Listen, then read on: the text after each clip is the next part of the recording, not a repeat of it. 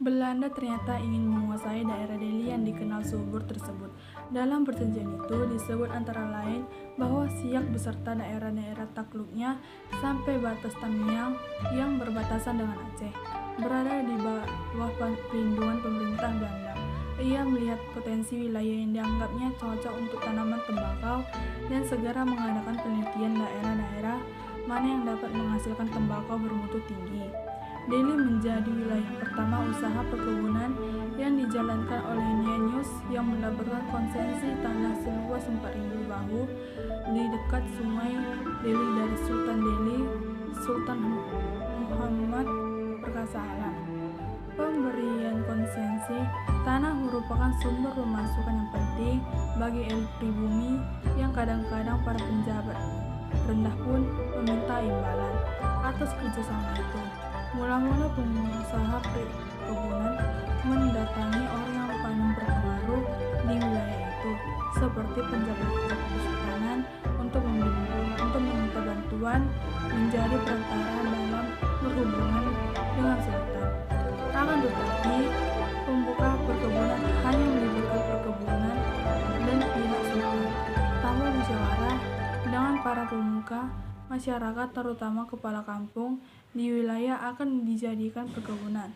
Konsesi ini mengabaikan hak-hak anggota masyarakat sebagai pemilik tanah ulayan, terkhususnya tanah-tanah yang bukan milik sultan. Hal ini dikarenakan menurut pendapat sultan bahwa seluruh tanah-tanah tersebut adalah milik sultan dan sultan berhak memberi kepada siapa saja yang dianggapnya mampu memberikan sebagian hasilnya kepada sultan. Dari sejak awal melakukan usaha membuka perkebunan, para investor beranggapan bahwa tanah-tanah itu milik Sultan Delhi, sehingga mereka merasa tidak memiliki permasalahan yang hanya berdampak reaksi yang sangat keras dari rakyat Sunggal.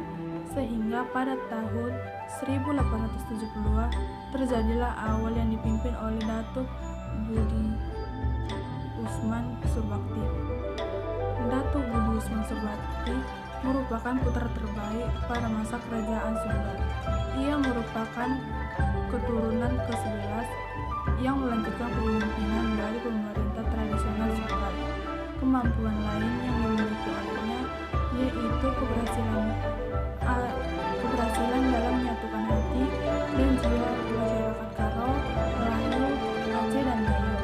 Sejak tahun 1871, beliau bersama masyarakat sering mengadakan pertemuan-pertemuan membahas posisi mereka di Kesultanan Delhi. Selain itu, membahas juga tanah mereka yang dimonopoli oleh Belanda dan Sultan Delhi. Kian dari perilaku Belanda membuat Datuk Budi Usman Surbakti tidak dapat menahan amarahnya karena rakyatnya teraniaya dan menderita akibat kesewenangan Belanda mengambil lahan pertanian rakyat untuk dijadikan perkebunan tembakau. Strategi yang dipilih oleh Datuk Budi Usman adalah dengan adanya gerilyan melintang dan menghindari kontak langsung. Perlawanan gerilyan dilakukan sambil membakar bangsa-bangsa tembakau yang tanah rakyatnya Belanda. Selain itu, dalam perang ini beliau berhasil memecah belah konsentrasi taktik penyerangan yang dilakukan Belanda.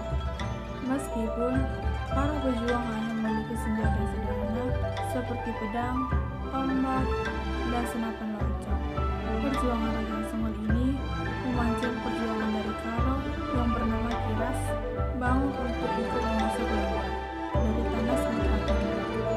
Semakin kuat perlawanan dari Sunggal yang diwan para pejuang hanya memiliki senjata yang sederhana seperti pedang, tombak, dan senapan lonceng. Perjuangan rakyat Sunggal ini memancing perjuangan dari Karo yang bernama Kiras bangun untuk ikut mengusir Belanda dari tanah Sumatera Timur. Semakin kuat perlawanan dari rakyat Sunggal yang dibantu oleh Kiras bangun mengakibatkan Belanda kewalahan menghadapi mereka. Akan tetapi, hasil yang diterima malah sebaliknya korps militer. Semakin kewalahan menghadapi perang gerilya yang dilakukan masyarakat Sunggal. Situasi yang demikian menjadikan Belanda mengambil jalan lain, yaitu mencoba melakukan perundingan dengan pihak Datuk Budi Usman Subakti. Sesampainya di Batavia, bukan perundingan yang mereka dapatkan, mereka malah mendapatkan penghinaan dari Hindia Belanda.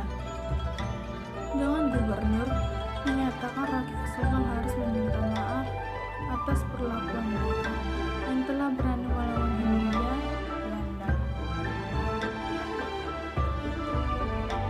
Datuk Budi Usman Subakti perang Sunggal lawan Company 1875 sampai 1895. Kabar pembuangan tersebut sampai kepada masyarakat Sunggal, dan selama 3 bulan mereka terkabung atas hukuman buang yang diterima raja mereka.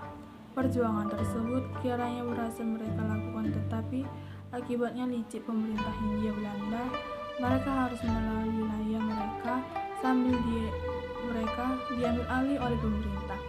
Sisa-sisa peninggalan kerajaan Sunggal saat ini dapat diketahui melalui Masjid Raya Datuk Budiman Surbakti yang dibangun oleh Datuk Budiman pada tahun 1885. Sekian dan terima kasih.